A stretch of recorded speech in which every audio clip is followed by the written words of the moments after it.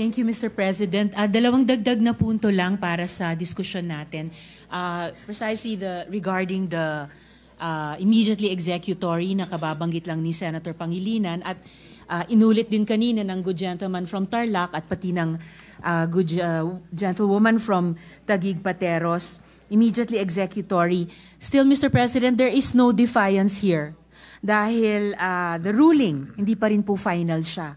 And even if the ruling states that it is immediately executory, at kahit inulit po yun dun sa recent na anunsyo ng Korte Suprema tungkol sa MR, even if the ruling states that it is immediately executory, the court itself in many cases has explained that this does not mean self-executory.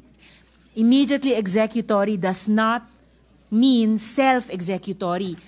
Section 1, at ito taugnay ng kasasabi ni Senator Pangilinan, Section 1, Rule 39 of the 2019 Rules of Court states that execution shall issue as a matter of right on motion. This means that a writ of execution issued upon a motion is necessary for the execution of a decision. At this point, Mr. President, wala pa pong iniuutos ang Korte Suprema sa Senado.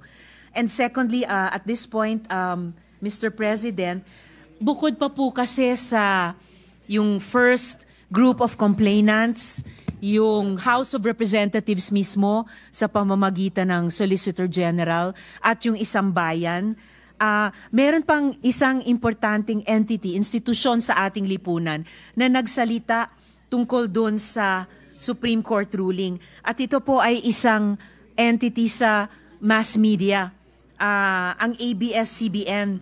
Meron po silang anunsyo, ABS-CBN news statement on articles cited in the Supreme Court decision on Vice President Sara Duterte's impeachment. At gusto ko lang i-make of record dito, Mr. President.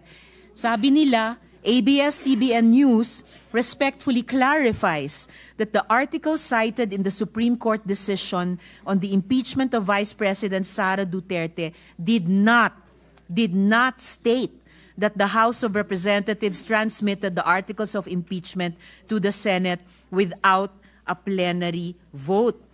The ABS-CBN statement, Mr. President, calls into question the factual premises of the SC decision. Isa po ito sa binabanggit na numerous factual errors.